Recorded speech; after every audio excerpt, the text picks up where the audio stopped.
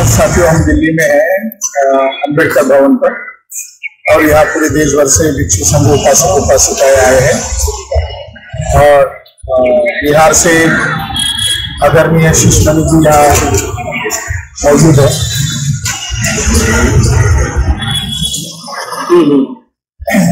बच्चों के लिए हम लोगों ने सवेरे आपसे बात करके समय चर्चा सुनी।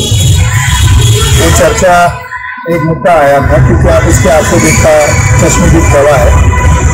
तो नितिन गडकरी का कैसे महाबोधि महाविहार के अंदर एंट्री कैसे हुआ, किसने करवाया और वो भूमिका किसने बनाई और क्या वहाँ हुआ।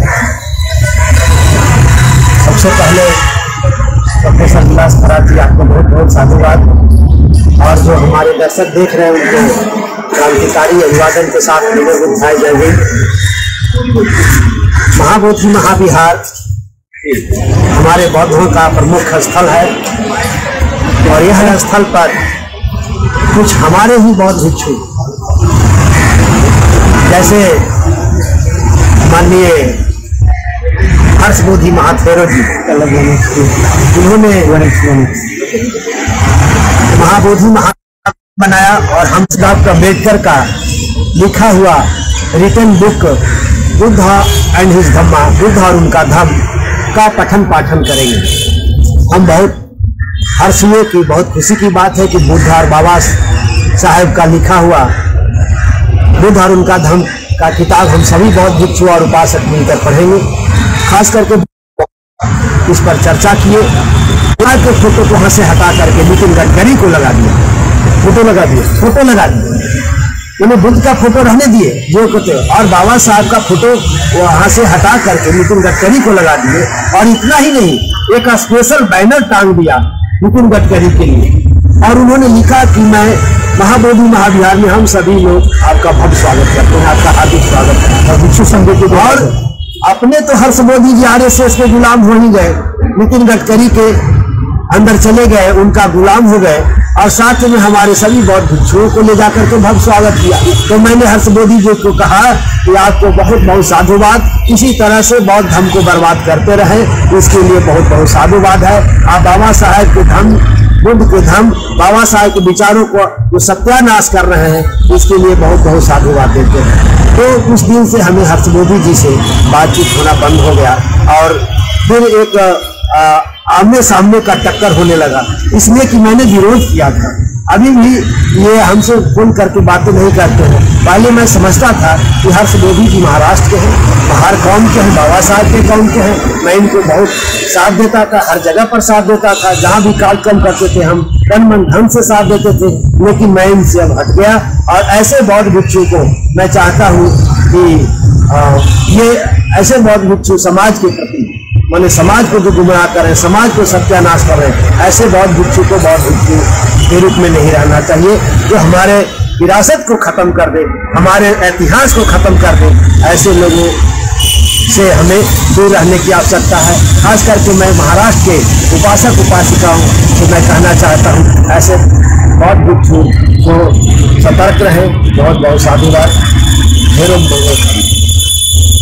तो चर्चा में भी एक मुद्दा उठा था कि जैसे ब्राह्मणों को एंट्री नहीं होनी चाहिए, उसी तरह के यहाँ सवर्ण ब्राह्मणों से भिक्षु बना हुआ व्यक्ति को एंट्री देना चाहिए क्या, ये चर्चा का मुद्दा आज ये मीटिंग में खास विशेष चर्चा का मुद्दा है।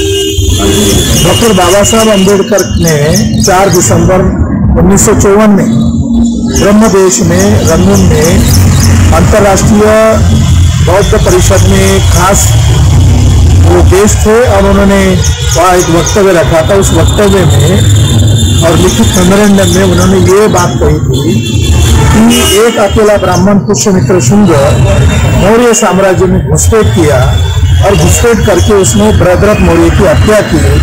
ये एक व्यक्ति की हत्या नहीं, ये पूरे साम्राज्य की हत्या थी और ये इन्फिल्ट्रेट करने के कारण, घुसपैठ करने के कारण हुआ। उन्होंने ये उदाहरण दुनिया के लोगों के सामने प्रस्तुत करते हुए कहा कि आज भी इस्लाम से बौद्ध धर्म को धोखा नहीं है, बल्कि ब्राह्मण धर्म से जरूर है। उन्होंने हिंदू धर्म नहीं कहा, ब्राह्मण धर्म। ब्राह्मण धर्म से आज भी बौद्ध धर्म को जरूर धोखा है, क्योंकि उनका बौद्ध धर्म के प्रति घृणा अभियान क्यों चला? तो बाबा साहब अम्बेडकर कहते हैं कि बुद्ध धर्म समानता पर भी यकीन करता है और समानता को प्रस्तावित करने का आग्रही है। तो वैदिक धर्म या ब्राह्मण धर्म विषमता पर यकीन करता है, जाति व्यवस्था वर्ण व्यवस्था पर यकीन करता है और गैर बराबरी विषमता को थोपना चाहता है। इस वजह से ब्राह्मण धर्म और बौद्ध धर्म में स्वाभाविक लड़ाई होगी। तो उन्होंने आगे कहा कि ब्राह्मण रंग रूप बदल ले, चेहरा बदल ले, दल बदल ले, संगठन बदल ले या विचारधारा बदल ले, लेकिन ब्राह्मण ब्राह्मण ही रहेगा, क्योंकि उसको वर्चस्व स्थापित करना है। तो उन्होंने दुनिया के लोगों के मंच पर कहा कि भारत में जो बौद्ध धर्म मुझे स्थापित करना है, उसमें ब्राह्मणों को नो एंट्री होगी, उसमें उनका प्रवेश वर्जित होगा। अगर वो अंदर घुसे तो इस आंदोलन की दिशा को बिगाड़ सकते हैं, बदलाव कर सकते हैं, इसलिए मुझे उन्हें एंट्री देना पाबंदी है। तो बाबा साहब अम्बेडकर का ही सिद्धांत बता रहा है कि नितिन गडकरी, मोहन भागवत, देवेंद्र फडणवीस ये कोई बौद्ध धर्म के अनुयायी नहीं, ये कोई बौद्ध धर्म के प्रचारक नहीं है। और जब ये 12 फरवरी को हमारा आंदोलन वहाँ 17 सितंबर को घोषित हुआ और उसके तुरंत बाद पटना में जो अपनी सभा हुई, बोध गया में अभी हमें निकलना है, उसके तुरंत बाद हर्ष बोधी जी नितिन गडकरी को लेकर बोध गया के महाबोधि वृक्ष के नीचे गए। तो बाबा साहब अम्बेडकर कह रहे मुझे ब्राह्मणों को एंट्री नहीं देना है, और हम महाबोधि महाविहार मुक्ति की बात कर रहे हैं और जिनसे हम मुक्त करना चाहते उसी को एंट्री दिया जा रहा है। बनते जी शिशमणि जी बहुत सिद्धांतवादी बनते जी है और उन्होंने मुझे ये जानकारी दिया, तो मुझे लगा ये जानकारी इसलिए रिकॉर्ड में लानी जरूरी है क्योंकि ये बात कोई उनका व्यक्तिगत नहीं है या मेरी बात भी व्यक्तिगत नहीं है। सिद्धांत सिद्धांत होते हैं और सभी लोगों के ऊपर लागू होते हैं। धन्यवाद।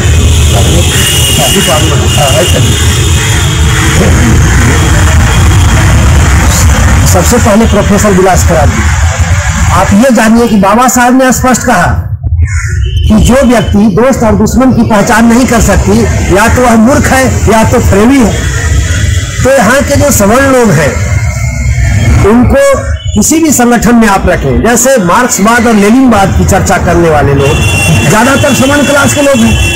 तो वो इसलिए है, वो जानता है कि कहीं मार्क्सवाद भारत में नहीं पनप जाए, इसके लिए वो पहले उस संगठन को सत्यानाश करते हैं। उसी तरह से बौद्ध धर्म को सत्यानाश करने के लिए, इसको खत्म करने के लिए सवर्ण बौद्ध भिक्षु बन करके सवर्ण लोग भिक्षु बन गए और भिक्षु संघ में घुस करके, जैसे मैं उदाहरण देता हूँ, ऑल इंडिया भिक्षु संघ जो बोध गया में है, जो बिहार का भूमिहार ब्राह्मण है, मैं स्पष्ट कहता हूँ वो आरएसएस का आदमी है। और पूरे नाम बताइए। भिक्षु प्रज्ञादीप जो कि आरएसएस का आदमी है और भूमिहार ब्राह्मण है। यह हमारे बोध गया कि जितने भी अलग अलग कंट्री के मॉनेस्ट्री हैं उनको डील करता है और सारे मिनिस्ट्रियों में अपना आरएसएस का आदमी बैठा रखा है। वह पूरे ये नहीं चाहता कि आंदोलन और बौद्ध धर्म पनपे। वो अखिल भारतीय बौद्ध भिक्षु संघ के सेक्रेटरी है और कैसे जाति के आधार पर बोलते आपने सवेरे मुझे बताया था जी। तो वो जाति के आधार पर तो सवर्ण क्लास के है ना, वो निचले जाति के लोगों का कैसे नाम लेकर अपमान करते हैं? निचली जाति के लोगों को तो पहले बहुत डोनेशन लेना तो बड़े ही सम्मान के साथ बोलते हैं आइए जय भीम, लेकिन जब बाद में जाते हैं तो बोलते हैं मारो साला माधा चढ़ा हर लोग। इस तरह से लोग मैंने ऐसा अपभ्रंश शब्द का इस्तेमाल करते हैं। हमारे लोग उनसे बड़े खुश हो जाते हैं कि हमारे बड़े गुरु हैं। तो बड़े गुरु की बात अलग है, लेकिन सिद्धांत की बात और यहाँ तक कहने का मतलब कि मैं स्पष्ट कहता हूँ कि कुत्ता मांस की रखवाली नहीं कर सकता। इस देश के सवर्ण क्लास के लोग, चाहे वह राजनीतिक सत्ता में हो, चाहे धार्मिक सांस्कृतिक संगठनों में हो, वह कभी भी समाज और बहुजनों की हित के बारे में कभी नहीं सोच सकते। वह जब भी सोचेंगे तो बहुजनों के मैंने खत्म करने के लिए, उनकी संस्कृति सभ्यता को खत्म करने के लिए ही उन्होंने ऐसा प्लान बनाया। भिक्षु प्रज्ञादीप ये भूमिहार ब्राह्मण है और इन्होंने ही मोहन भागवत के कहने पर राम मंदिर का जब निर्माण करने की अपील किया गया, तब इन्होंने मोहन भागवत के कहने पर महाबोधि महावृक्ष का जो बोधि वृक्ष है उसके नीचे की मिट्टी मटके में भरकर वो जल और मिट्टी अयोध्या में भेजी थी। ये भिक्खु प्रज्ञाशील है और 13 तारीख को भिक्खु प्रज्ञाबोधि है, प्रज्ञादीप सॉरी भिक्खु प्रज्ञादीप है। और प्रज्ञादीप में 13 तारीख को जो घटना हुई, मतलब अभी तक वो आंदोलन में सहभागी नहीं है, वो आरएसएस के साथ ही जुड़े हुए हैं। और 13 तारीख को जय श्री राम के जब नारे लगाए गए वहां, तो 13 तारीख के बाद इंद्रेश कुमार आरएसएस के वहां आए और वहां संविधान के नाम पर वहां कार्यक्रम आयोजित किया गया था 2-3 दिन का, तो उसमें वो सहभागी थे। तो इसका मतलब है कि वो शुरू में भी उधर ही थे, आज भी उधर है।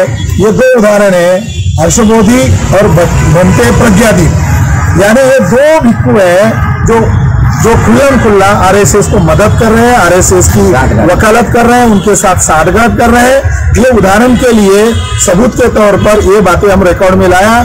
शीशमणि बंटी जी का बहुत बहुत धन्यवाद कहना चाहता हूँ कि मैं महाराष्ट्र के सारे महाथेरों भिक्षु लोगों को मैंने कहा कि आप उस कुर्सी पर क्यों नहीं बैठते हैं। इस देश का दलित पिछड़े क्लास के जो भिक्षु बने हैं वो उस कुर्सी पर क्यों नहीं बैठते हैं। तो इन लोगों ने कभी ऐसा विरोध नहीं किया।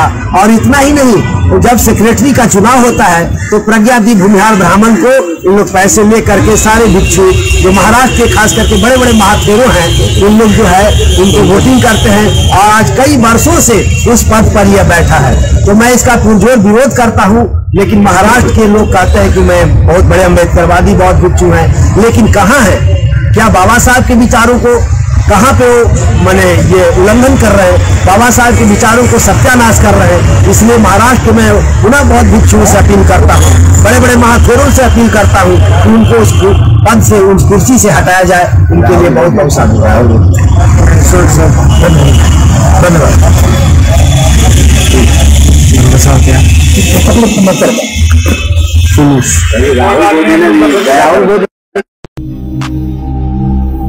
अचूक बातम्या, निपक्षपाती विचार, अन्यायाविरुद्ध वाचा फोडणारे परखड विचारांचे सार्वभौम दैनिक प्रजासत्ताक जनता।